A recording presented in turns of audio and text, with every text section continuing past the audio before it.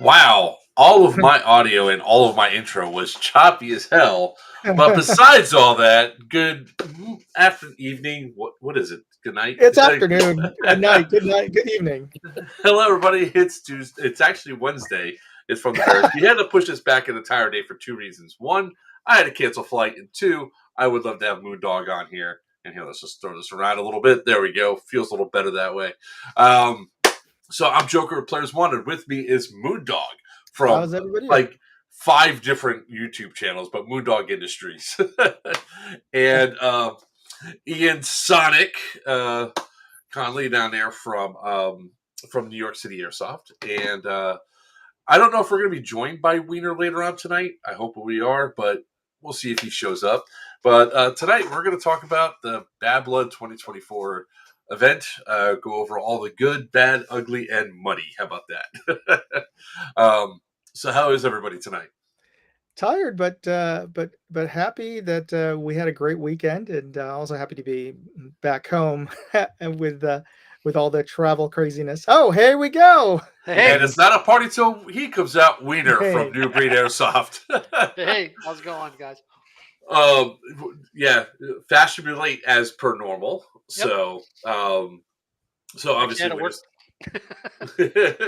Winner's the other co-host of the show here. Let's talk about some. So was your travel okay to go home there, Moondog, or did you get screwed over like I did with flights? Well, I got. And Yeah. Don't mind me. Okay. Oh, I'm sorry. Did I have the wrong mic set up? Your I can ADD know. kicked in? Oh no, It's I was okay. just turning it off. I was calling for a drink. Oh, no worries. From my So, yeah. Driver. Well, to answer your question, we had to actually the airline asked us to leave a day earlier, but it all worked out. It was fine. Instead of leaving yesterday morning, we left. Instead of leaving this morning, we left late last night. So it all worked. Yeah, just a little. I wouldn't call it jet lagged since I'm 3 hours behind now. So, but I'm just tired. Well, for me, it became apparent that there was going to be a problem with the flight back. Well, I showed up to the airport 4 hours early. Not that, because I really didn't have anything to do. I just wanted to get there and drop off the car, get ready, make sure that everything got on the plane and all that. And when I walked into the Westchester County Airport, it was packed full of people. I was like, this might be a problem. And I sat down, I started doing stuff on the phone, and all of a sudden I heard a call for JetBlue to Palm Beach is looking for 6 volunteers to give up their seat because they are overloaded, and Okay. and they were offering $800 in future travel credits. So me being a smartass, I yelled out, "Wait for 1,000." 2 minutes later, they said, "We're now offering $1,000 future travel credits." Like 2 to 3 minutes later, I said, "Wait for 1,400." The last two people took like 1,200. So I knew there was a problem, and I figured it was the weather. And I was like, all right, well, we should be okay. Well, yeah, my flight was supposed to be at 8, then it was at 10, then it was at 11, then it was at 12. And I should have gone with my gut at 10 o'clock. I should have been like, I don't think we're going home. Let's see what I can get for tomorrow. And at least rented a car or something just to do something to protect myself. But yeah, they knew at 10:12 that they were not going to be having the pilots or somebody on the crew was going to be overtime or timed out, so they would not be able to fly us back. And they didn't tell us until 12:39 a.m. So all the car rental places are closed, all the hotels are on the next one, and then all the good flights for the next day were gone. So I had to go at 8 o'clock at night the next day out of LaGuardia to PBI. It was a nightmare. I didn't get home till like 2 in the morning. Oh, well, yeah, at least got home. I guess that's a good thing. I blame not raffling off my shirt. Not raffling it off? Not raffling off the shirt. Yeah, I did not. They called for it, and I snapped at them. I said, "This is not my event, sir." I know Timmy doesn't like that too much. Well, I'm glad you're back, and And Ian, we missed you from, but you had to deal some family tragedy to deal with, but everybody was looking out for you, and we had a moment of silence for your dad. So Yeah, I really appreciate Sorry to all hear that. Thank you very much. Yeah, very sorry for your Oh, loss, yep. sir. It's never easy losing a parent. Yeah, but what are you going to do? I'm just sad I missed the game. yeah, Yeah. you missed some pretty well. We had good weather for everything other than the afternoon of the game, because compared to the previous week with in the 98-degree, pushing 100. I wish we had the weather the day before the game. Yeah, rain games don't bother me, but I understand they bother other people, and that's fine. I'm not going to complain, but yeah, rain games are fun. Oh yeah. Well, it really, we showed up and we started doing exactly what we were going to be set to do. We are like, all right, let's get everything set up. Let's get the skirmish system going and all that stuff. And then they were started talking about the weather, and I was like, well, the map's set up. I have all the boxes ready. Let's see what happens tomorrow. Evidently, the night game went really well. People really loved that. They had a good time. We had upwards of 60, 70 people do the night game. Yeah, that's what I heard. Wow. Yeah. So, and that's one of the things I think for next year, if we're going to have a night game, let's advertise it well in advance. So that way they know that there's going to be a night game and that something's going to be going on. So that way people don't go, they show up and they go, oh. I wish I knew about the night game. Yeah. Yeah. It'll happen if we can tie down all the details. And there was really it wasn't a last minute thing. It was just that we didn't get 100% that we could run a night game until it was about 2.5 weeks out. So that's the only thing. And of course, next year, if we can tie down those commitments to doing a night game, I would love to do that. And I would also hope that way we can get an accurate count, maybe do a pre-registration, which would also help with the folks who are running the game, because that was the other kind of thing, is that they weren't Ted Primer, who was running the game, wasn't sure how many extra supplies he needed to bring because we didn't have a pre-sign up for the night game. But we'll work on that for next year. The other thing, too, is that if people are going to be doing a night game, they need to be well aware that if you're doing the night game typically starts around 8 o'clock at night. Why are you showing up at 7:45 to chrono your rifle and get pissed when it's like, oh yeah, close, guys? I mean, I don't know what to tell you. Getting stuck. Sounds like typical airsoft, though. Regular airsoft stuff. That's normal. Yeah, this one was. But for a night game, it's you gotta show up for chrono on time, just because it's hard to find where everybody is, or where everybody's kind of located. Once the games start, it's not easy to join in once it's going. Yeah, and our chrono staff are volunteers that typically want to play in the night game. So if they're sitting there wanting to play, all these guys got to have their own stuff chrono too.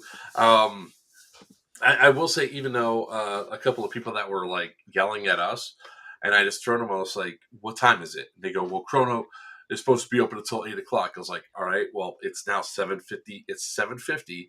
The line's there. By the time that these people get through, it's going to be 8 o'clock. And you're coming up now. When does the night game start? 8 o'clock. So you're chronoing now at 7:50? Come on, man. And they go, why don't you go in there and chrono? I was like, because I don't have any eye protection, and I can't read the chronos with my eye protection on anyway. So it can't read the chrono, period. But Friday, a lot of cool. The early crowd was there. There was definitely a different vibe this year than last year. I think it was a more relaxed vibe this year, except for the few people. Oh yeah, for sure. But I really, the people are all out there. Is like, it's really funny because I meet so many people when I do the travels and all that. People come up to you, goes, hey man, do you remember me? And I was like, I remember your face. And then of course the trash truck starts, I'm gonna get you tomorrow. I was like, okay. You're not gonna knife me. Okay, we'll see what happens. I meant to ask you, so for those of you who don't hear Joker's AARs about the game, he is notorious for knife killing the COs, the commanders of each of the factions. So how was your knife score for Okay, Saturday? Here we so go. let's Here we let's go. I gotta talk write this about down. let's 44,988 knife kills, right? no. Actually, this year was kind of light in knife kills because the targets of opportunity weren't there. But there was 39 knife kills and 2 radio kills. So, yeah, I know Ian's looking sideways like this. In lieu of a knife, which he had, he just used the antenna. whip. I'll All right. the whip. Okay. I'll explain it when we start talking about Saturday, like because that was like incredibly hilarious all at the same time. But there's a open topic of debate of whether or not I got Doc or not. The CO of Deus Ex. I know I hit the front of his gun with the knife as I got shot in the arm and the stomach. So as I swung down, I hit it. But he's saying I didn't. So I wish I just had. TSA stole my GoPro batteries. That was like the only bad thing about all of it. My GoPro batteries got taken out of my bag. And this is your carry-on bag. My check bag. Oh, I put them in the okay. check bag because I put all the stuff inside of the suitcase, and typically I don't put the batteries, my GoPro batteries, in the suitcase. Instead, I put them inside of my carry-on. But my GoPro batteries were not there, so I couldn't record any of it. But oh my god, do we want to jump right to Saturday, or is there anything else on Friday you want to go over, Moondog? Because Friday was still funny in itself. Oh yeah, Friday's good. I don't think nothing was too memorable. I mean, we talked about having a night game, which was great, and Ted and his crew at VOA, that's his team, did an awesome job. Everybody who did the night game said that they enjoyed it. And for next year, we're hoping to do a night game, and we might even there've been requests to do a zombie night game, but we'll see how that goes. I'll leave the actual planning of the night game to Ted or whoever wants to step up and among the staff to host it. I think if we can, if everybody can post up on VOA's website just how much fun they had and how much and on his socials. If you look for Ted Colgrove on the socials, just tell him you had a great time and you'd love to have him host it. I think just a little bit of a thank you will encourage him to do it again next year. That would be awesome if he does get the people out there to do it again, because it would. Not the GoPro batteries. I was told that the GoPro batteries are fine and they should have traveled okay. I don't understand. Well, I'm just wondering, is TSA cracking down on lithium-ion batteries now for some reason? They've always had a rule about that, but anything that small usually are okay. But it depends on who's working that day, right? That's correct. I brought mine on my carry-on last time. All those, and still got everything checked, but they let them through. They didn't even look at the batteries in a little box. Yeah, I mean but the problem is too, they didn't put an actual thing inside of my bag saying, "Hey, we have these items. Pick them up." So he just there wasn't like the red tape on it that says that this has been TSA opened and inspected. No, I got the white piece of paper. I knew it was going to get inspected because I had the airsoft guns in the bag. I had I had a multi-tool with me. I'm a firefighter. Was a firefighter. I just retired, but we went on a cruise one time, and it was a training cruise. So I was actually training with another guy. We were training the fire teams while we were on the cruise. So we got on the cruise for free. It was a Disney cruise too, on the cruise for free. But everything was labeled. All our stuff was checked through. But they actually busted open my bag and pulled out I had the whole EMT pouch thing with the tools and all that, and they took that out and gave it to me at the end of the cruise. Gave it back to me. I was like, okay, well, you at least got it back. Oh yeah, I got it back. That's they left a letter in there saying you can't bring this on board. I'm like, what are you talking about? I can more stuff on the ship. Yeah, so I went through that. Yeah, no, it was just one of those things. It's like, so this event, the only thing I went there to do was just play and have fun.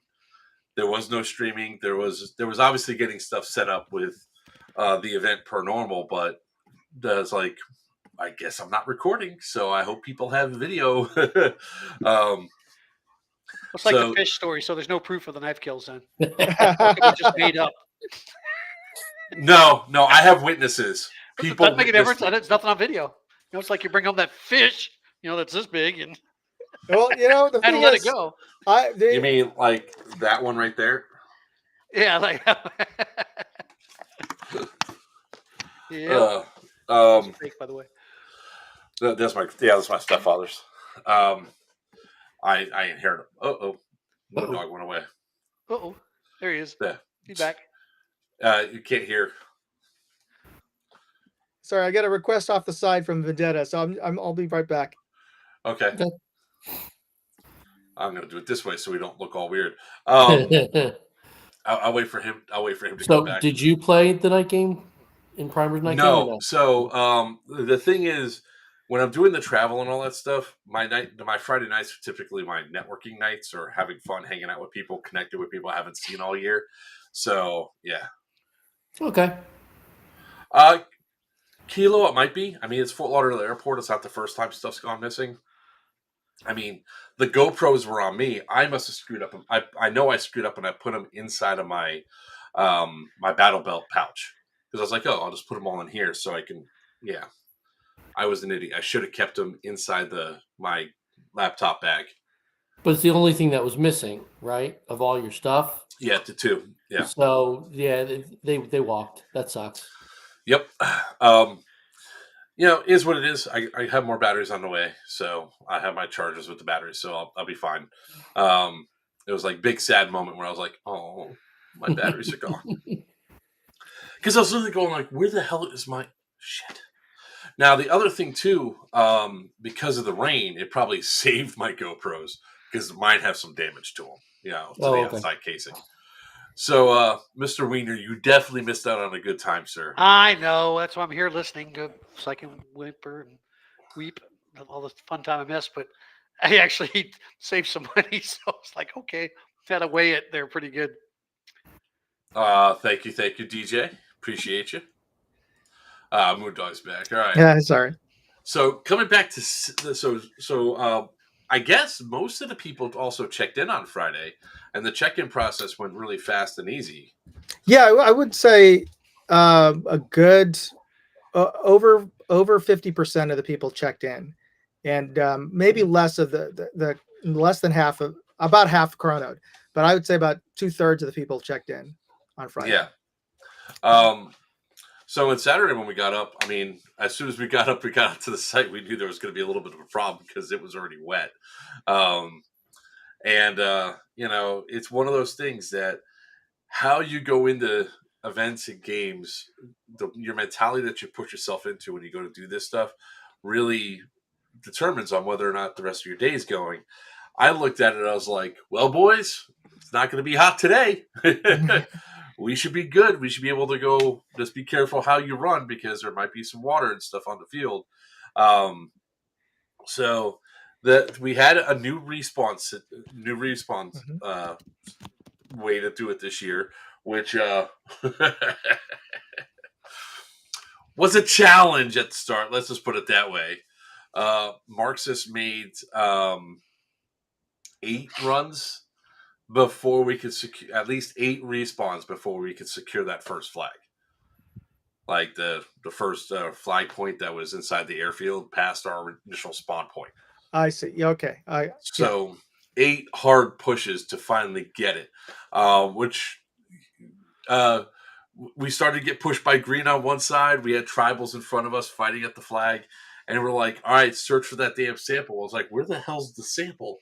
It's got to be around here somewhere. There's tribals over here. No, the sample's way back because you guys just had them defending the flag. I was like, this sucks. So was the biggest resistance from the tribals? For our first hour of play, it probably was more like 6 respawns. I don't know because I don't have the thing in front of me. It was quite a few that before we got up to that spot. We had a huge amount of resistance because of the numbers. Marxist and black shirts merged forces, and we were still like the lowest numbered faction with the two of us.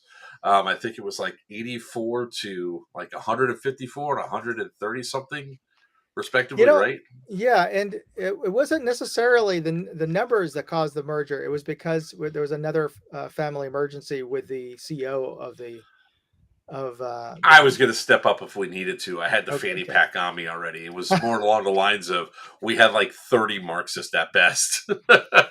So yeah, it was a challenge. And the usually the tribals. Well, I don't know which particular team defended that particular CCP, the flagpole at that time. So I don't know how fierce. I mean, obviously they were. The fighting was. We were up against, I think, 3 LMGs.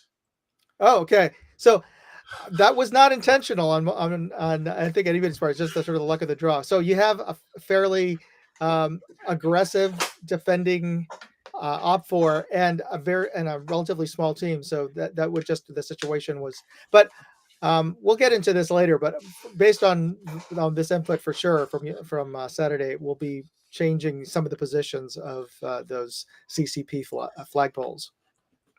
Oh, it was hard. It was a hard push, and the funny thing is like Marxist has a mentality of being just a brown tide, right? We just push across the field. We don't Phrasing. care. Nope.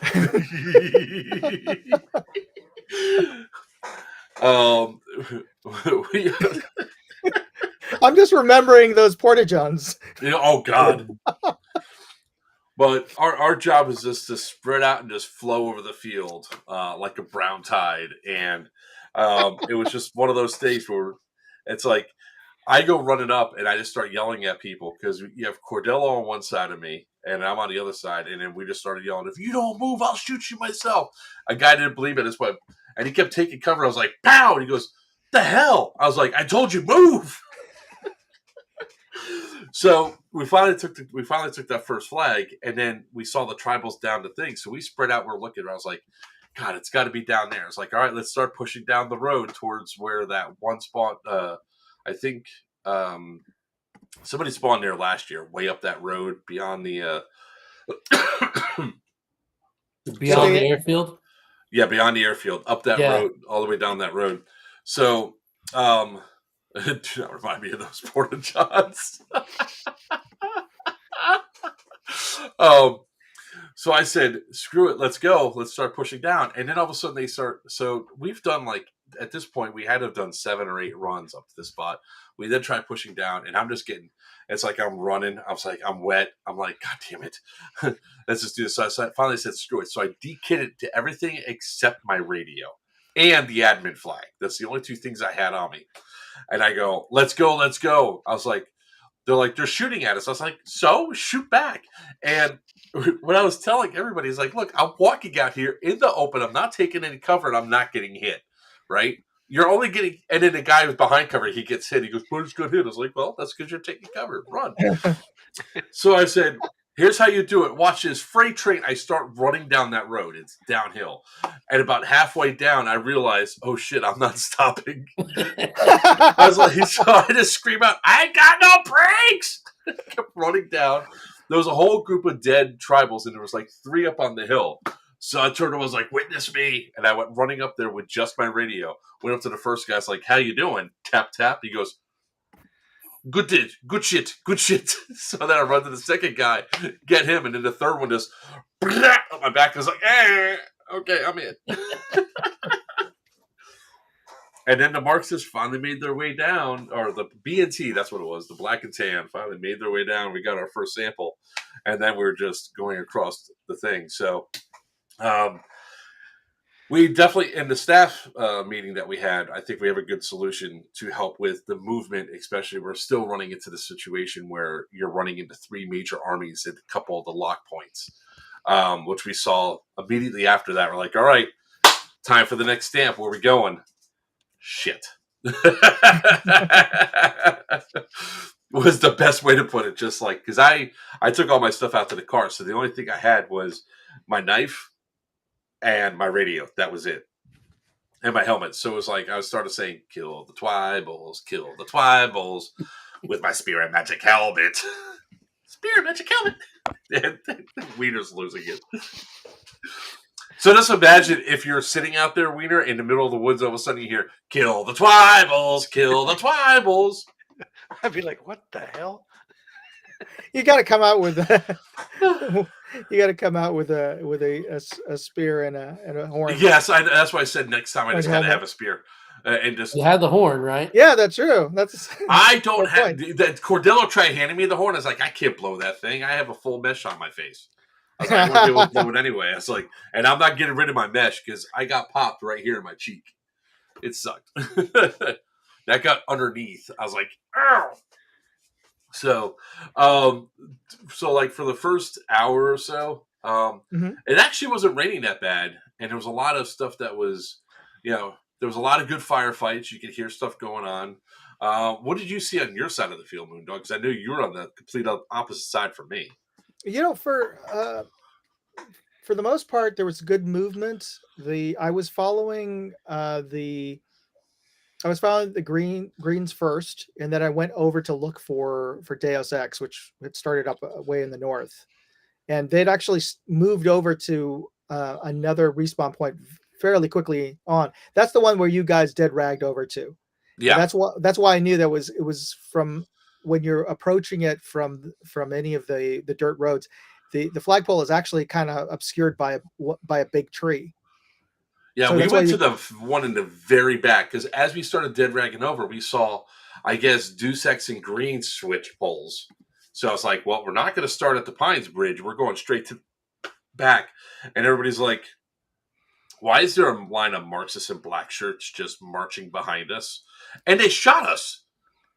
They literally shot us. I have my yellow flag out, so I'm holding the flag up like this. I have a whole bunch of people almost single file behind me and red rags on. And all of a sudden it's like, I was like, ow! Why? I guess enough of the guys either weren't paying attention on whoever's shooting at you, or the players who were walking weren't.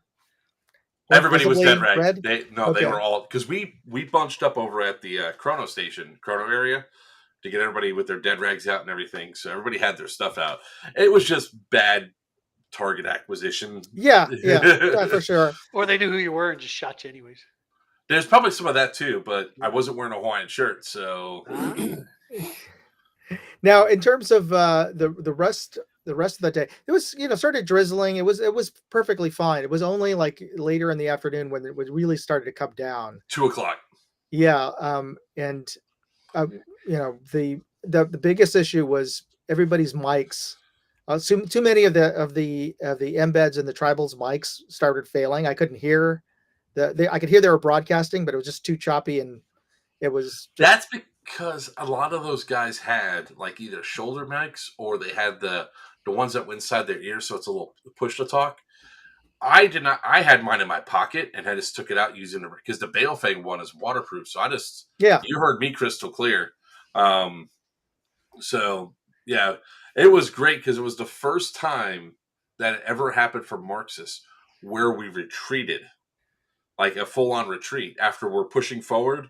Yeah, because when we went to the backside of Pines, we put our flag up. We then pressed the tribals immediately, and I guess Green says, "Screw it, we're going for Marxists and the black shirts," and they started pushing the tribals for the other end. So we went up, we found the sample quickly, got all 3 of our stamps, and I was like, "Move out, back up, let's go. We got to go this way." And they go, "What?" I was like, "The sample's over there. It ain't over there." Yeah.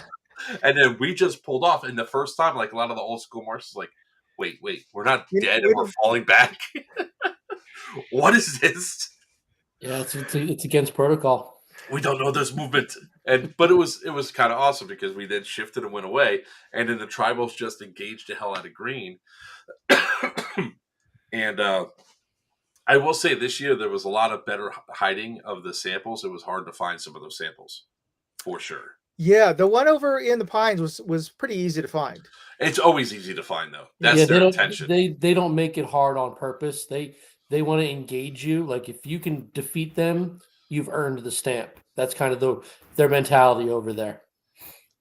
And then the one that we then walked all the way over to the backside of the north the north trailhead. Mhm. That's like the next part that we took, and then because we were just looking for stamps and all that, and then we ran into like one of the first real problems that we had Which is?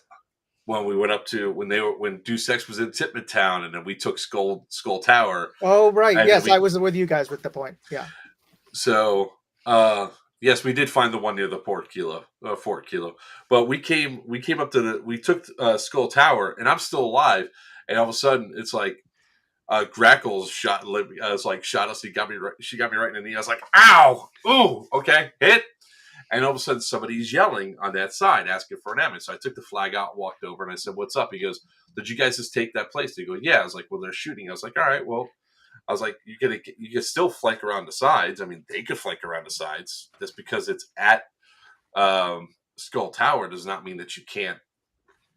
There's ways to go. As he's talking to me, it was irrelevant because black shirts suddenly come around for both sides and murk everybody in the area. I was like, well, that solves that problem. Have a nice day. And then that's when we moved up to where Deuce X was by that one spot that was really close to. So Ian, right where Titman Town meets the fort, where the road is, Yeah, there was a flag right there. So we come walking up, and that's a hard choke point. We can't see the flagpole, right? The only thing we see is like, hey, it's just because the foliage that was there. As you come around the foliage, you immediately see some guys standing around. And because I was on the other side of that, I was actually, when that happened, I was on the other side over where the Deus Ex guys were, but a little bit further back. And then I heard some shots were being fired into their triage, but it's totally understandable because you guys coming out didn't see the flagpole. Yeah, that location right there is that's a major choke point for like a lot of the field. So yeah, the spawn being shot at being right there, that makes sense. And to be fair, the guys who were in the triage had already taken off their red rags, and once they got there, they tucked it in, so it wasn't obvious at all to you guys that they were. I saw a group of 4 guys standing off to the side. I was like, because when we came around the trees, I was like, hold on 1 second, is that their spawn? And I said that because I saw 4 guys standing here. Next thing you know, I see everybody that's in front of me lift their guns up and start shooting out. I was like, light them up, boys, because remember, the only thing I have is a knife and a radio and a helmet. So they shot it, and all of a sudden, everything went, like, people are screaming, yelling, flags come out. We're like, all right, hold on. Sorry, we didn't know. It was an honest mistake, so there was no fault on your side for sure, because I was there. I saw. I don't know if I'm walking into what I don't know is a respawn, and the people I'm looking at immediately go guns up, I'm shooting back. I don't care that it's your respawn. You're engaged. They didn't go guns up. They did. They had the ones that were right by the flag. The reason why they got fired on from the side. No, it wasn't. The guys who were by the flag weren't guns up. It was 2 guys further closer to you guys. Closer to us, yeah. Oh, okay. You see what I'm saying, right? Yeah, so that's why I'm saying it was an honest mistake. So 2 guys that were alive, we're shooting at your guys, and though you guys were shooting back and also hitting those 4 guys who were at the triage, and so it was just all an honest mistake. Yeah, because they didn't see anybody that was around that one spot. Nobody had a dead rag on. There was a group of, like I said, 4 guys that were like closer to the shop, like about 15, 20 feet away from the flag. There was a group of people there, like 4 or 5, maybe 6 people that were standing there with their dead rags on. This group, I saw people guns up. I was like, light them up. And yeah.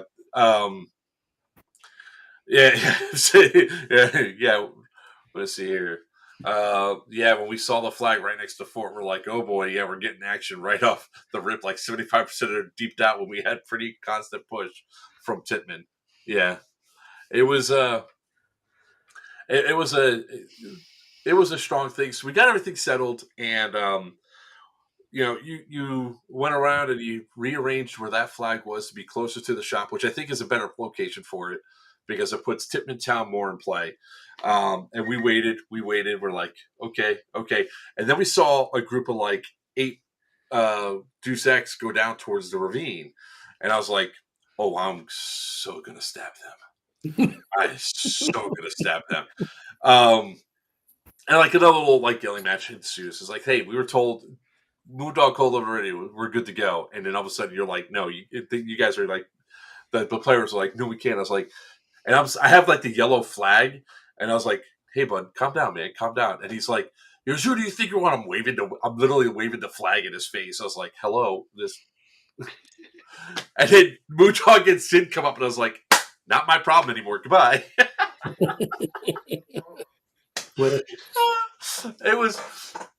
It was probably some of the most funniest interactions that I had, because I was like, the guy was like yelling at me that I shot him. I was like, bro, I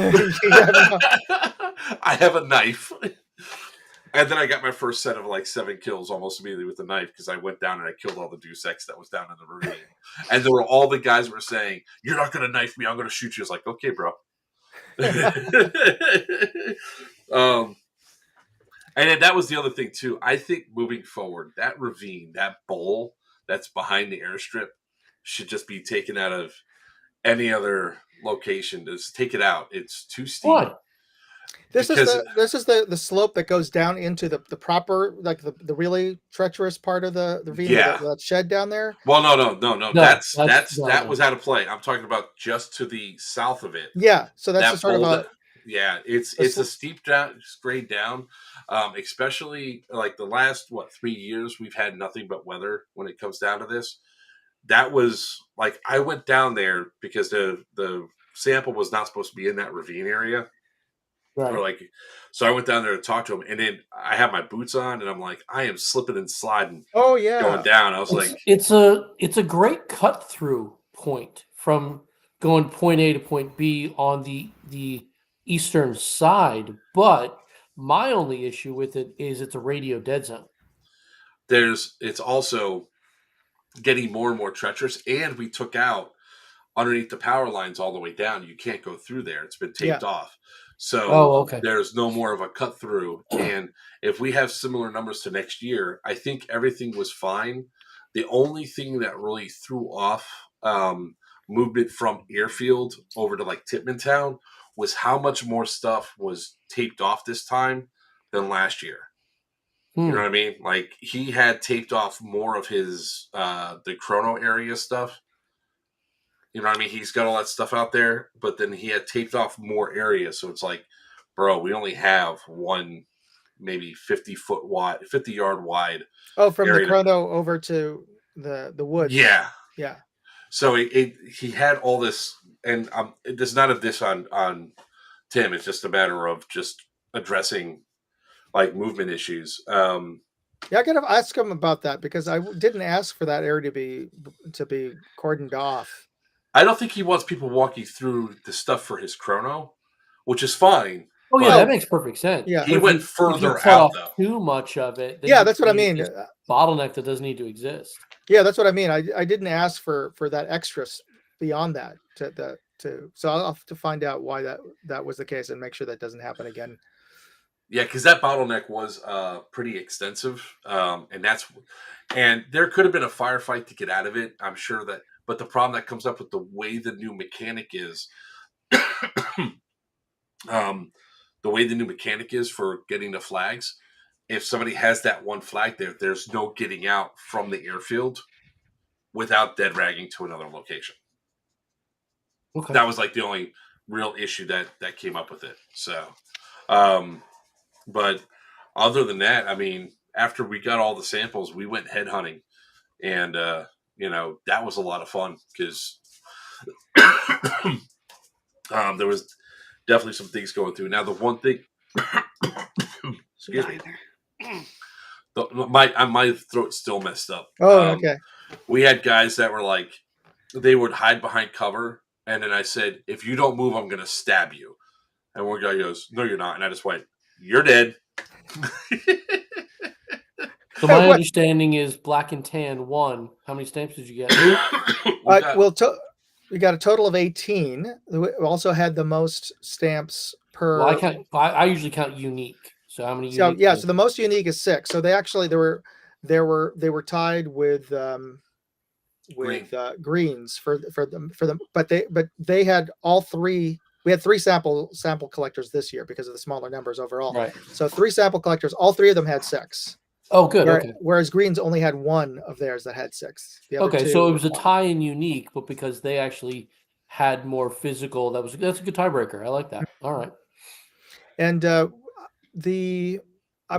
of the things I'm toying with, and we can talk about this later, is that maybe we do reduce the number of players, because this year was really great in terms of the kind of amount of field area and the amount of players, like around 500 players with the way the field is configured and the CCPs. It really allowed for a lot more movement and maneuver, strategic and tactical.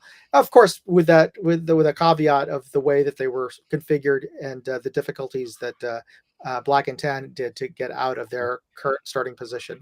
But well, like I said, I do have some pretty major ideas to discuss to see, maybe revamping some ideas would actually change gameplay a little bit. So obviously we'll talk about it. But yeah, it sounds good. Yeah, it was on a whole, like when it started like severely pouring, that's when I was going to call in a Moondog and be like, "Hey, Moondog, it's getting treacherous out here. You want to call it?" And I was just like, "I don't want to because I want to kill COs." I was sitting there going through because we're at that point we're actively hunting Deus Ex. They were over in Fort War. We just took Skull Tower. I was like, "We're finding Deus Ex. We're going to kill him." And then that's when the call came out. The rain's getting kind of bad. Do we want to call it? And then just as that happened, I slipped. And I took like 5 steps forward. I turned around. I was like, nobody saw that. I was like, it's getting kind of treacherous out here. Do you want to give it 15 more minutes and we can call it? And then we were waiting for Green to respond back. I guess the only team that really had a problem was Green because they felt spawn trapped. At that point. At that location? It was just before. It was like 20 minutes before that because we were CO hunting, so we were going to that back. They were in the back corner at the north end of Pines. Pines. Okay, yeah. And Deus Ex had them surrounded, and they weren't letting them out. So because they were trying to go after their CO. Yeah, and then we were coming up from behind, and it's like, man, I can't use the information I just got from the admin channels. I really want to go in there and just murder everybody and then take the CO stamps. But then they asked, can we please dead drag someplace else? I was like, yeah, I mean, we had to do it. And, I can understand the level and the frustration. They had 3 respawns in a row where they just got murked real fast. But then Deus Ex didn't go for the CO, so.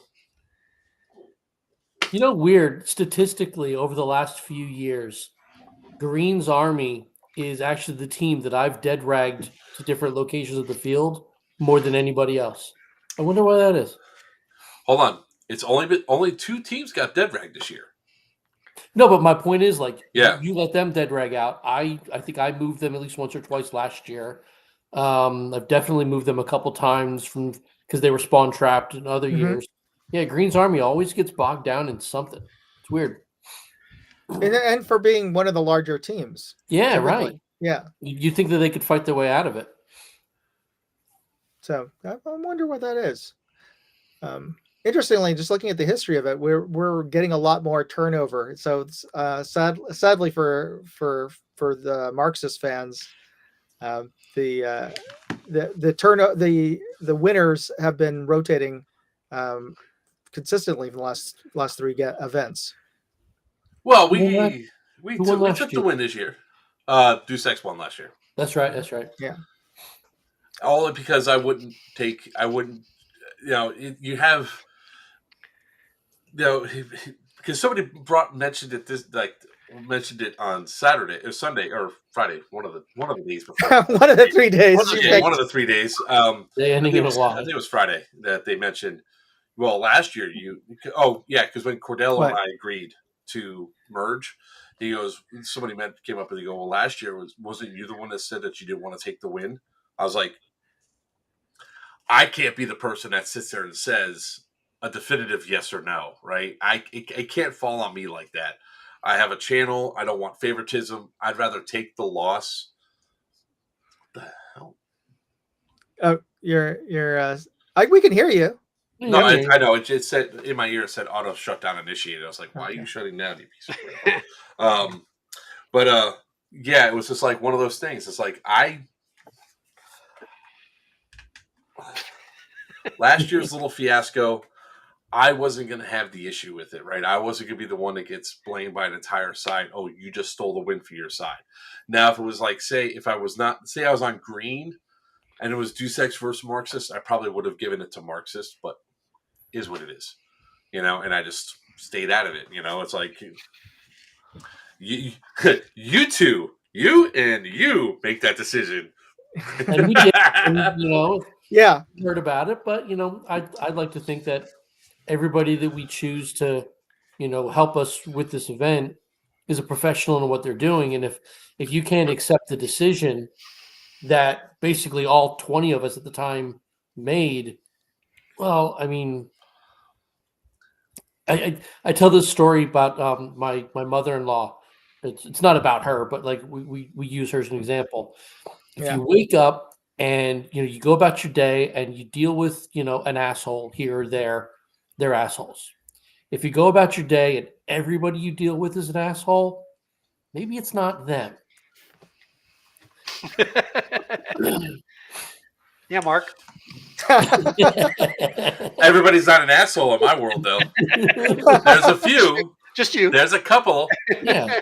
So if you're gonna choose to take on our invitation to work staff, if you can't accept the decision that we've laid down and even in committee discussed, maybe it's not for you. That's all I'm saying. Yeah, there's definitely that. The biggest thing is when you're in leadership, you have to have the ability to understand that you're not there to win the game, and that sometimes you have to lose in order to make sure the integrity of the game is kept up.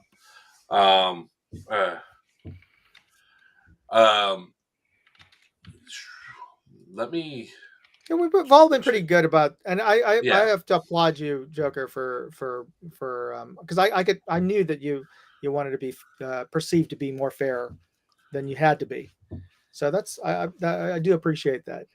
Now for on Saturday, actually I should point out to you, Ian, the 6 stamps are actually 5 actual stamps, but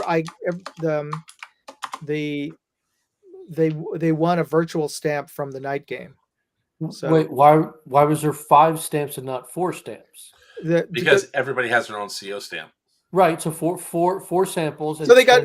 I should say that CO stamps. So they got 5 stamps plus they got a bonus stamp. So when I counted the 6. Oh, I see. Okay. Yeah. Okay. Mm-hmm. So you did not get 1 CO, is what you're telling me.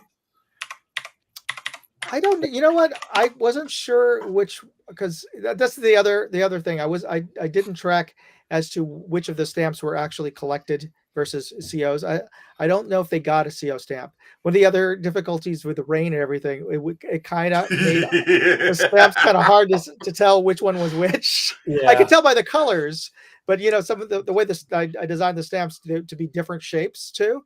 But yeah, the chips kind of melted. I've dealt with that on on super hot ones where I get a bunch of stamps that just came out of somebody's pocket. I'm like, no thank you. Well, there is that famous one where I got sent. He goes, "Why is it all sweaty?" That in itself was like kind of hilarious. It's like, so this time it's like our samples were 2 of our 3 sample collectors had them dry, right? With the pockets they had them in. The third guy, that's the one that I showed you, was like, it is welded shut. and then I took them from them and I walked them up front. And I was like, I probably should have had them keep them in their pockets because this is getting wet. Ziploc bag. Yeah, it was kind of freaking hilarious. So it was when that rain really started coming down, it's like, okay, so it got called early, right? And when it got called early, technically all 4 COs, because I was leading the Marxist, but all the COs were on the field. There was only 3 there's only 3 COs though. So we know where Deuce X was, we knew where Green was, and the black shirt CO was still on the field. So nobody left early. Now, a lot of people did leave the field, but at the end of the day, we still had 50 plus strong for black shirts and Marxists together. Deuce X had like 80 or 90 people still on the field. You could have kept going. The biggest issue, and I think Moondog's going to agree with me, the field was just getting treacherous. People are I'm not denying that. I'm just saying, because a lot of things I'm reading, oh yeah, everybody walked off, blah blah blah. Clearly, that's not the case. Like if weather, about half overall if weather players was still permissible, you had a game still. Mm-hmm. Okay. Yeah. So there was there were even if half the players did walk off, but I'm saying it's to your point. Even if half the players did walk off for whatever reason, that could happen with hot weather as well as rain. But with all the COs on the field, you still had a viable game. Yeah, we did, and that game was going strong. The only thing you have to look at, and that's what a lot of people just don't understand, is like, when you're dealing with a strictly outdoor AO like EMR, right? You have to look at player safety, and not to knock EMR at all, but EMR has elevation. The structures do get slippery because of the paint. In fact, wasn't there like one tribal injury? slip? Yeah. I don't know if it wasn't a serious injury, but one of the tribals slipped. Mark knows exactly where this is. There's that gangplank on the south side of the fort that is it's a slip and slide. Yeah. So it's when it boils down to it, it's like, the reality is the worst thing that could possibly happen when we're doing events is to have an insurance claim happen. Yeah. Because at that point we know that the AO is getting dangerous because of the rain. We are now going to lose our insurance protection because now we're going to be negligent so people can play on the field. It just doesn't. I mean, nobody likes to hear, people being. I just realized how bad my collar was. We don't need nobody. Still bad. Not better. It's not good. It's still bad. I know. I saw it. I can't figure out which side it is. Your left side. Yeah. We have to make sure everybody's safe, and even then. One of the greatest things about the game is I didn't hear once from anybody on black shirts or Marxists. I didn't hear a single person call your hits. Yes, that's a good point. That's a very excellent point. The only time things got heated was when the CPs got shot, and it was an honest misunderstanding. And then the subsequent right after that is when they decided to walk. Not in the direction you were supposed to go, but walk over to an area where they can be shot, and they got shot. It's like it's on a whole. The vibe was like probably one of the least confrontational Bad Bloods that we've had since I've been going. That's great. Like that, at least that's how I feel. There was hardly any screaming, hardly any yelling. Mostly everybody. I saw that was because I got to see more of the field than you did. From all the different factions. Every time I stuck around with them, I didn't have to deal with somebody pawing me over. Like he's not calling their hits. So everybody played really well and fairly. Yeah.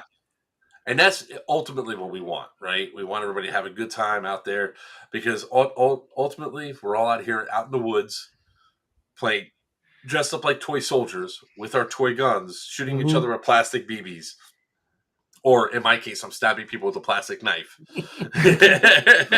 Or a radio antenna.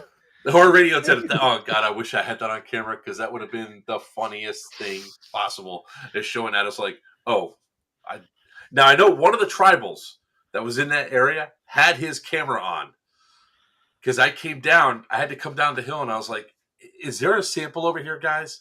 Are you moving the sample? Because we're not supposed to have the sample be moved. Because I know you had a few new tribals this year, right? I just want to make sure nobody was moving that sample box. Right? No, they were clear about that. That's why I was one time it was a concern that the sample been moved. Yeah, they were.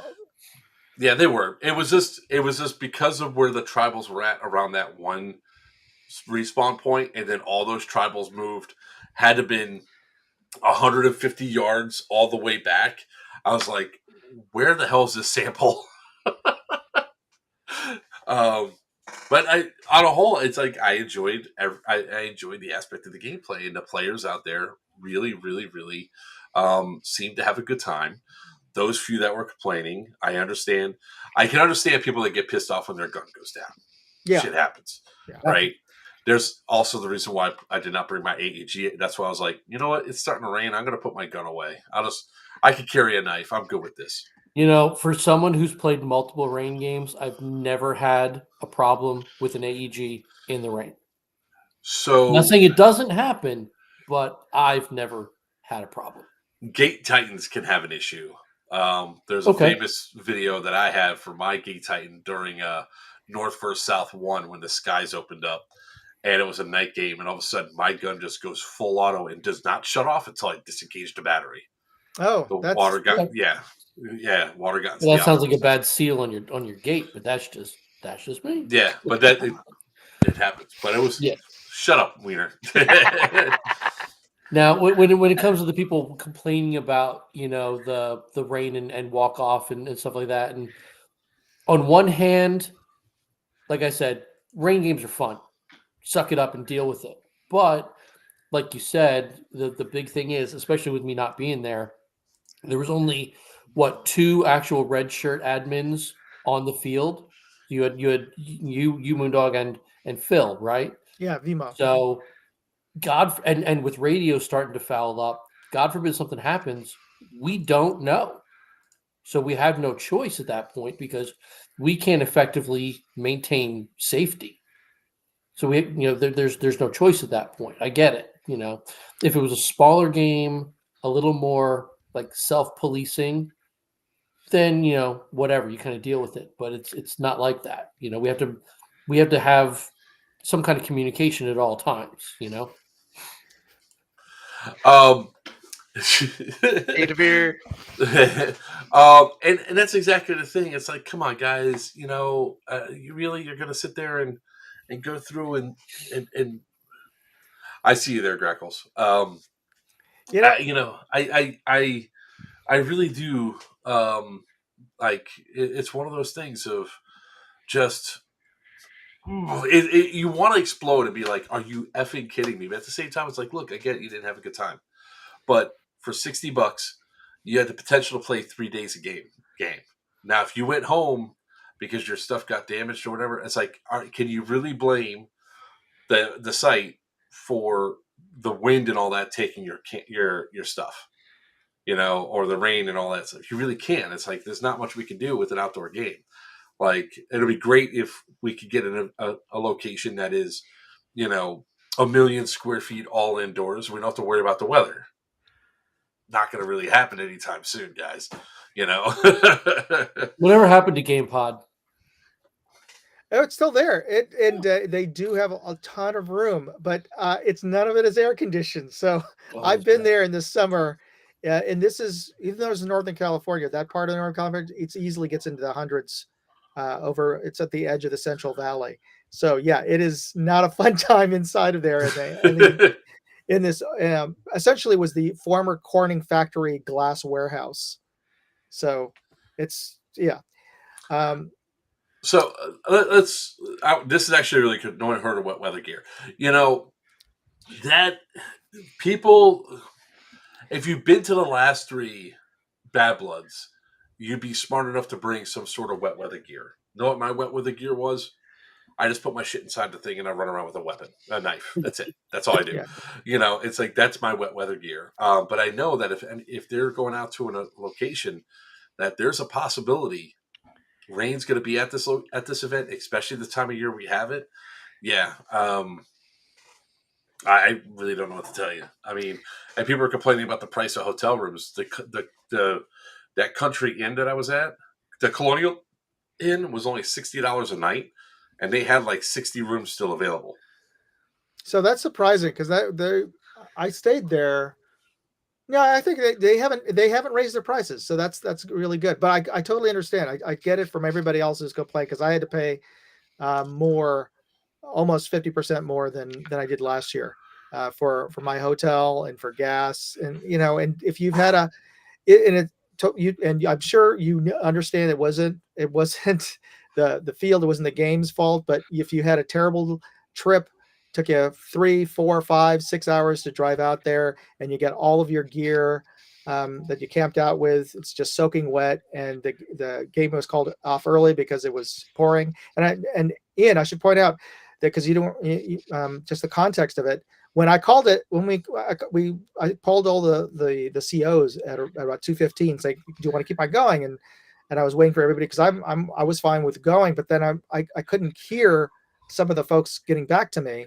Sure. And we eventually said, guys, how do you feel? And they said, and everybody, actually, when I finally got a hold of everybody, and I had to go through some of the embeds to get their radios to talk to the COs, everybody said, yeah, we should call it. It was it was still coming down bad enough that when we had to delay the start of the raffle. Yeah, that's what Phil and Cardell told me. The raffle was at what, 6? 6, yeah, just because it just didn't stop raining. It stopped raining about I'd say about 5-ish for a bit, and then it actually started coming back. We actually still had the raffle in the rain, because the rain started coming back after 5. So, but we couldn't call the raffle on early at the regular time again, because I was worried that people had left to go dry out, Sure. or makes sense. and we get pissed that they missed the raffle. So we could have started at 5 o'clock, because it was actually drier than 5 than 6 o'clock. But yeah, it was.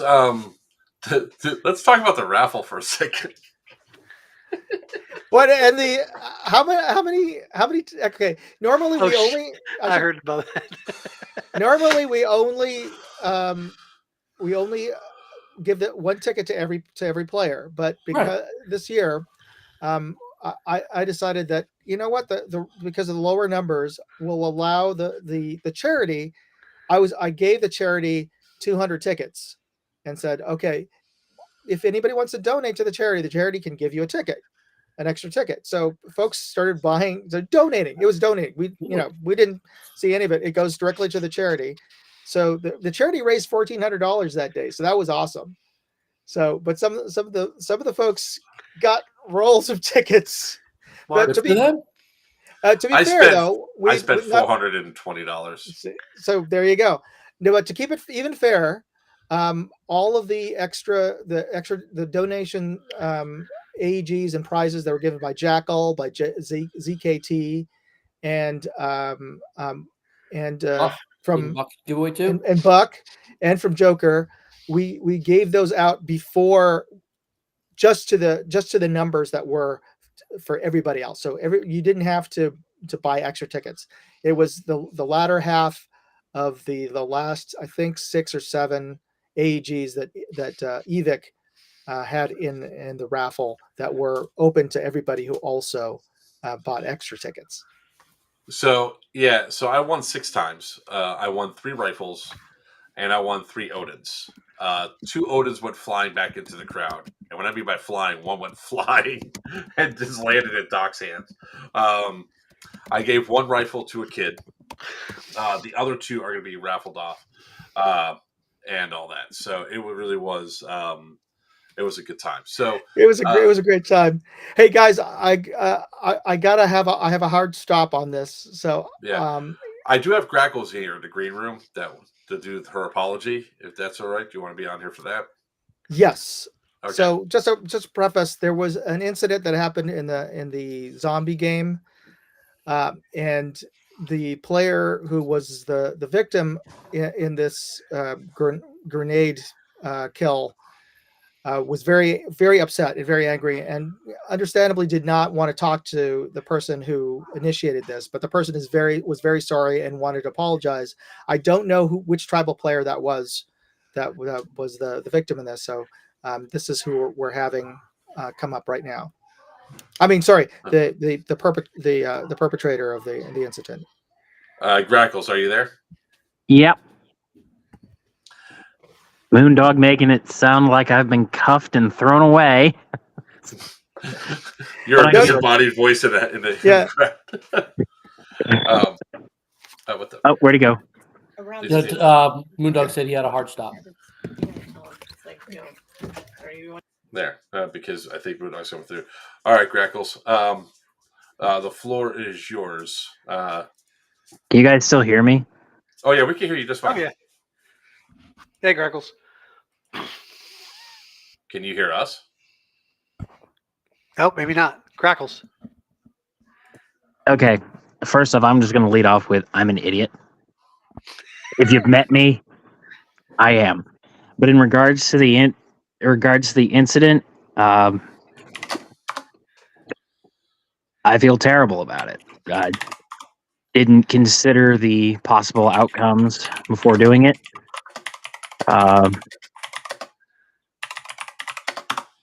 And I didn't think. I just did, and because of that, something happened that should have never happened. I want to ensure the community that such an action will never happen from me again. And I hope that the tribal player who was involved is okay. From what I saw, there were no injuries.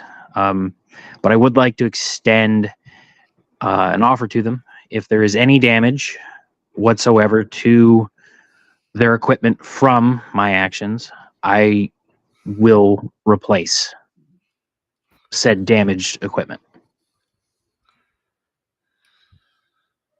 Oh, damn. That's out, Kadaver. Yeah, I think that's kind of fair. Throwing that was a tag in AFG 6, right? That you. Let me go check my rigging. I'm pretty sure it's a tag. It was a tag in. And I'm pretty sure it was an AFG 6. We bought it at Jackal. Well, Yeah. I'm going to cut Grackles off for a second. I was on the phone. Was it just a close contact grenade? No, he put it in a dump pouch, thinking it was funny, and it blew up into person's dump pouch, and it was not funny. If it was maybe an EG67, it probably would not have been nearly as bad as an AFG 6. Because those things pack a hell of a lot. Oh, it's an AFG 4. Even still, those pack a punch. Still, yeah. And they could certainly blow apart a dump pouch and make your ass feel a little sore, especially if it's sitting right up against it. Whereas an EG67 would just be as simple as pop. What are you talking about? Huh? They still hurt. Oh yeah. Oh, don't worry, Wiener. We're gonna find out real soon. Well, that's very kind of you to be willing to replace any damaged gear. That's good. Yeah. So I mean, if that tribal player is watching, listening, please reach out to me or Moondog, and we'll make this right. Yeah, I honestly didn't think about it. I just did, and I didn't have any answers. He asked at one point, "Why would you do that?" And I couldn't put words together to try and say this sooner, but probably best I didn't, because from what I was gathering from Moondog and others, he was quite upset, and he even said to me at one point, I want to hit you. And it's like, totally get it. It'd be within your right to do so. And if he had, I wouldn't have said anything about it. Just, all right, I deserve that. Because I'm an idiot. I shouldn't have done that. I should have known better. At all the events I've ever moderated or, helped with for Joker's events, first thing I'm always after whenever something happens is, are you okay? Are you hurt? What's that? And I'm really embarrassed that I didn't think about the possible outcomes before doing this. It's full on my part. I could have really hurt him, and I'm thankful that he wasn't hurt to the best of my knowledge. I'm just kind of sad that I ruined his event, and I hope it doesn't taint him from coming back to, Bad Blood next year or any other event. I hope I haven't ruined the sport for him. As I said, I'm an idiot. I messed up big time, and the only thing I can do now is apologize and extend the offer to replace any gear that was damaged. And that's fair enough. All right, Crackles. Well, I'll end this. I'll put you out of your misery here. So we'll go ahead and end that apology. Hopefully, it gets back to the guy. He reaches out and all that. Realize that you just were trying to, make a joke and not really doing anything malicious. So, Well, thank you for accepting the responsibility and being professional about it. Hey, that's all I can do in this situation is just try and be a big person and own my mistake and try and make it right. So, hopefully they reach out, even if it's just to say, we cool, great. If not, totally understand. I'd be upset too.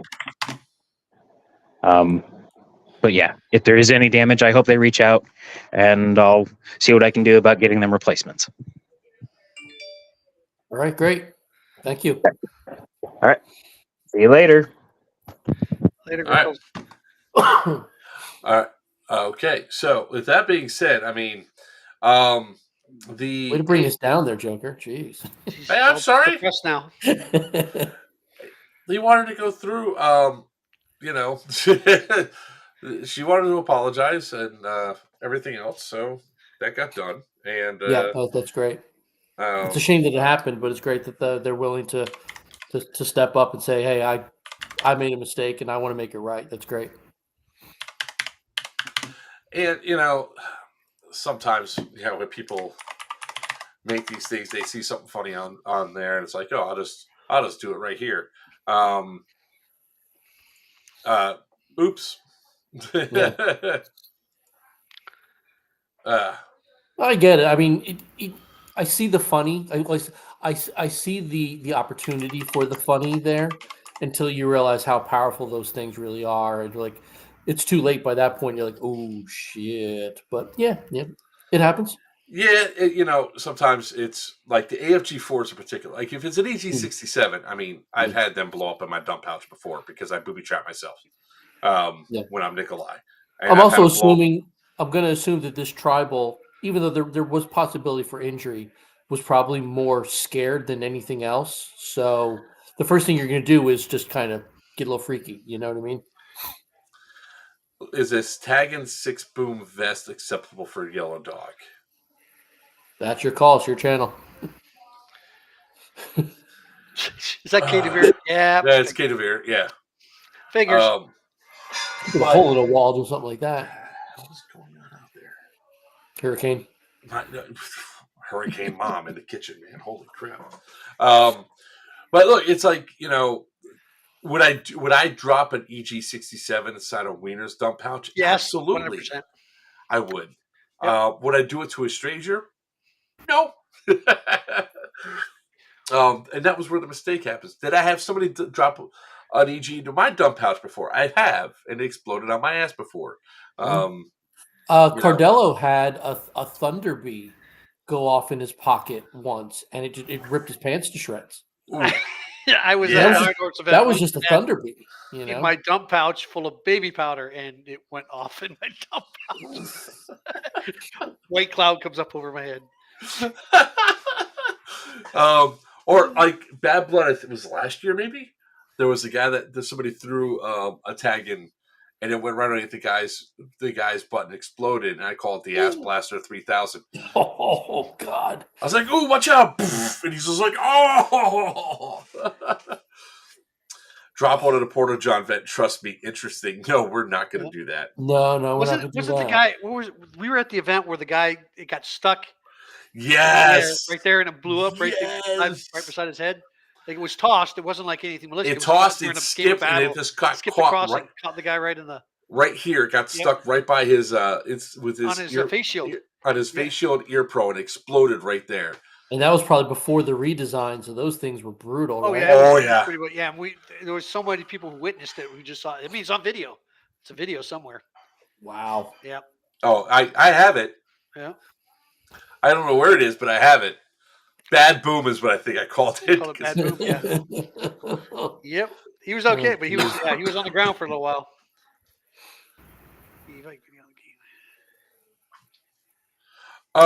I don't know. Kyle asked Mark's batteries are stolen, so you ain't getting anything from Mark. I know that dude. That sucks so bad. I'll remind you of that every time. There was such great moments during the game. It wasn't funny. I don't know if I know that they had a couple of people out there with recording. If Evic does put out a video, it's usually about 6 months later, and they'll call it "This is Airsoft 2024." So just keep a lookout for that. If they had a videographer out there, granted, because I wasn't there, so I don't know. But usually it's about 4 to 6 months, and they'll call it "This is Airsoft." And I mean, like I said, on a whole, like if you guys are upset about the weather, shit happens. So there's not much we can do about it. If you're upset with that, I won 6 items. Next time, buy raffle tickets. I donated everything, and all those 3 guns are not even going into my collection. They're going to be re-raffled off at future events. Oh, so you won raffles? Oh yeah, dude! I paid $420 in those raffle tickets. Oh, that's fine. You deserve it. That's fine. But I was on the phone when you guys were talking about that. So good for you. Yeah.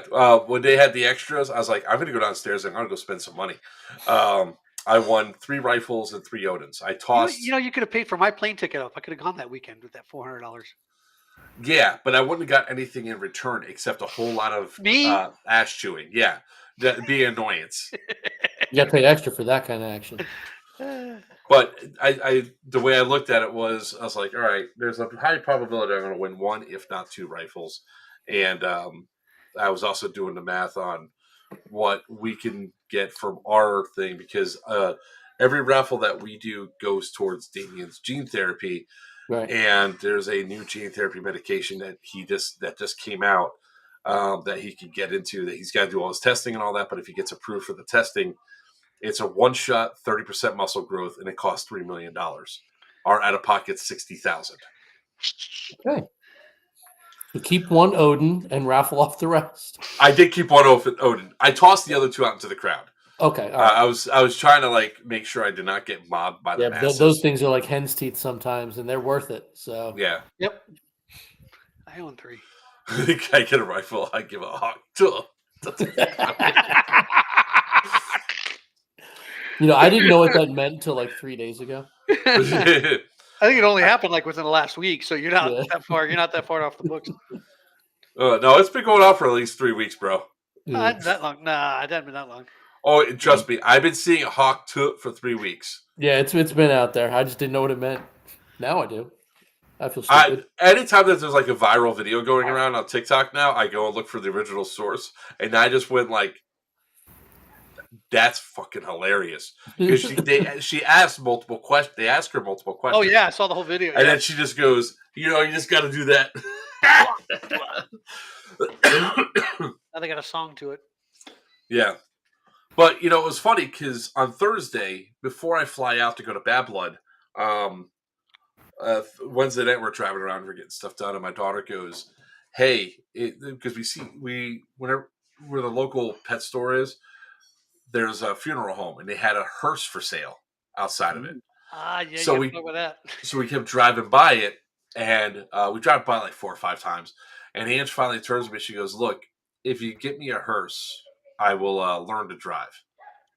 If you buy the hearse, I'll learn to drive. And I was like, how much is the hearse? So we go there, meet the guy on Thursday. Before I fly out, I do the deal for the hearse. And then we picked it up yesterday. Of course, the brake lines failed when I got it home. Is it a caddy? It is a Cadillac hearse, yeah. It is a black Cadillac hearse. And it came with a coffin.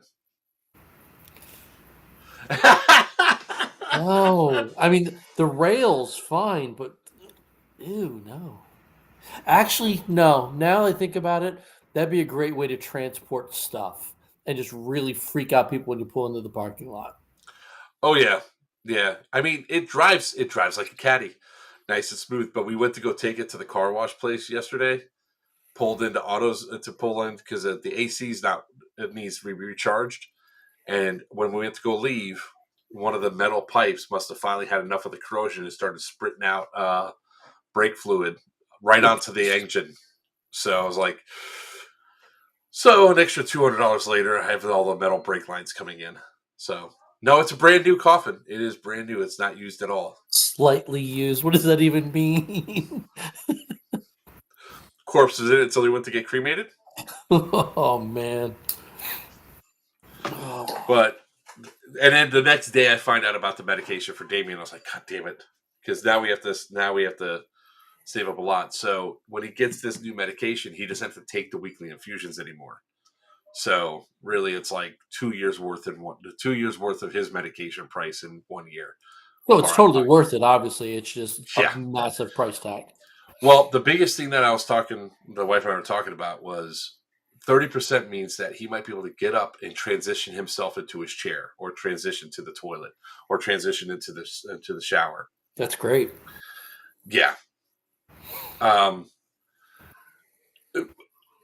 his own self-esteem, you know? Yeah. Well, I'm looking at Kidavir's comments there, and I was like, there's so much stuff I want to say, but I can't say it on the stream. That's locked in. I'll say it online. Let's just say he's from Long Island. Oh, okay. And his last name's Scarano.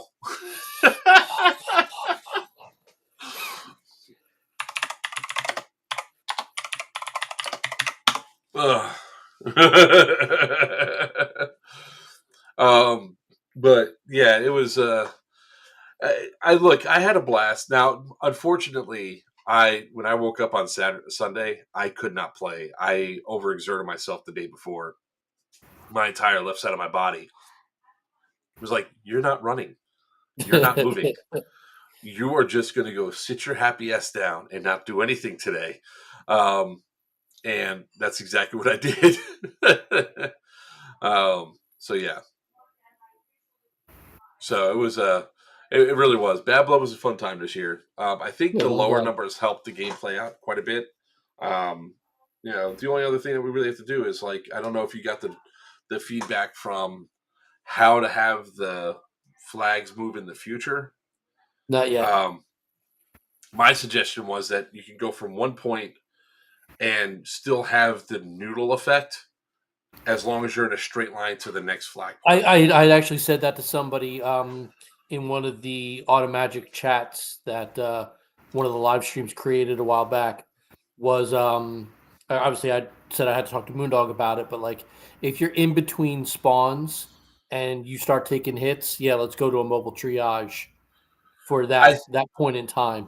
I think it'll be better, because one of the best things about this game, and I said it before and I'll say it again, is the noodles gave this game a very unique feel with how you moved around. And taking away the noodle aspect, I think, is what got a lot of people messed up in the head. Yeah. But if we still use the same sort of thing where we use the jumping points between the respawn points, I think it'll work. I think that, especially like when we had the dead rag all the way to Pines, we went a direct line to Pines. We went directly to that thing. So it's like, I didn't want to dead rag that far, but there was nothing else I could do, because where everybody else was around us, it's like they have all the points close up. So might as well, let's just head out that way. So really, the only options I foresee are either cut down the number of static spawn of flag points and allow mobile triages, or increase the amount of flag points. You know what I mean? So go from, what was there, 8, 6, 8? You go to, you want to go to 12. That way you're always within eyesight of a spawn. That kind of defeats the purpose. Yeah. So I think that if the number of flag points was fine, I just think that if we have Cordello did it a couple times, we did what we call the dangerous move, because we didn't have a place to fall back to respond to. Now, we would have just been like, as admins, we're going back to the last spot we were just at, as long as they didn't get taken. Right. I agree. But it was one of those things where, and he just put the flag on his shoulders, and he was at the back of the line, and we went forward. So I think that might actually work with the same spawn points that we had, except we were going to move one, because the Pines Bridge and campsite was too close together. Close, yeah. You needed one more towards the backside of Fort War. And I think having one directly on that road between Tippman Town and the fort, that's got to move. That can't stay there. He moved it back to by the shops, and that Oh, went okay. better. All right. So, Okay. So at least then there's mobility, there's movement, and we could have the ability to not be stuck in that spot. Because the first and I always said it was like 8 respawns. I think it was more like 5 or 6. So for the first hour, we couldn't get to our first extra respawn spot because of the fighting that we were going up against. Right. But if we had the ability to, all right, well, we moved the triage up to 50 feet. All right, we got stopped. We moved the triage up another 50 feet. We got stopped. We moved another triage up to 50 feet. Now we just got to get to that flagpole. Essentially, you cut out some of the respawns and actually have people feel like they're progressing. Right. And that's what they really like. They like the movement and progression. Yeah, that was my biggest argument when we first talked about it at the beginning of the year, was the uniqueness of the mobile triage and the ability for the game to be constantly moving. I Yeah. felt that was a massive draw to the game. The idea of keeping the mobile triage in play and then having these kind of backup hard respawns more for like safety and regrouping, that makes more sense to me. Yeah. So yeah, I'm all for discussing it and going to a mixed system, bringing back the mobile, because it keeps you engaged, and you're not worried about, okay, well, we got to walk this 200 feet back to this flagpole, and then we've lost all this ground, and we know the sample is only another 100 feet up the way, and we got to fight for it again. Kind of takes the fight out of some people. You know what I mean? Yeah, and that's how I had to put my stuff down. I mean, I did so many runs on the first 40 minutes. I was like, yeah, absolutely. So other than that, I mean, had a good time. Mobile triage should be able to run and capture for points. It's not that style of game. I mean, Bad Blood is really meant to just be a BB dump fest of fun, low rules, and just all around. Just you get a lot of trigger time in and have a lot of fun just sitting there doing this stuff. So, Bad Blood isn't about the kill tallies and the win. It's about just being there. It's definitely about my knife kills. Fine. It's about the knife. Fine. It's about the knife kills. That's fine. But like, it's not about the being the Uber operator. It's about just being out there. Yeah, and it was fun. I mean, I honestly really wish I had Wiener with me because we can't hear you, brother. Nope. There he goes again. It's Boomer and his technology. He can't hear shit. Thing is, I'm probably older than he is. He's gonna be 60. Okay, never mind. But it's a lot of fun. Yeah. We're gonna go back next. I mean, we're gonna have it next year. All the people that are bitching and complaining about it now, like even Cordello goes, now we can hear you. Now you can hear me? Now it's not through the headset though. Well, yeah. What was Cordello saying? Like he was saying at the start of it, this is gonna be my last Bad Blood. Then of course we do what we do, and he's like, all right, maybe it's not my last Bad Blood after all. Yeah, I thanked him for his giving it his all for his last Bad Blood. Then he says, "Yeah, about that. I think I'll be back." I was like, "Yeah, you will." Can you hear me now? Yeah, we can hear you. So, with that being said, guys, it's an hour and a half. Shriveled up and everything. I think it's a good ending point. We had a great time. Everybody did their apologies. Ian, I my deepest condolences about your father, man. I'm really sorry. Thank you very much. I know how you feel. It's never easy losing a loved one. So, but with that being said, Bad Blood was a blast. Can't wait for the next one. Can't wait for the good times. Anybody else? Ian, you got any final thoughts?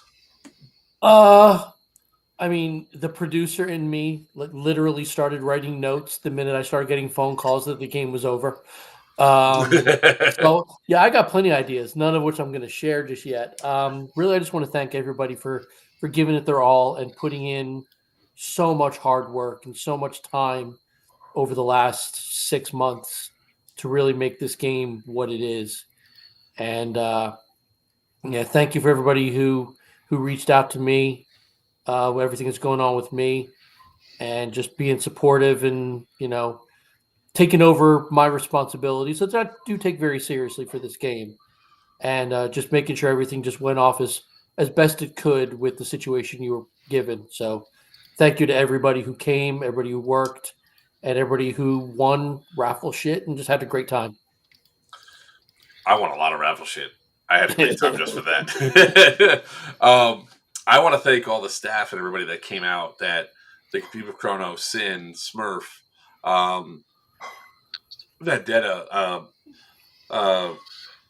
Chomps, Buck.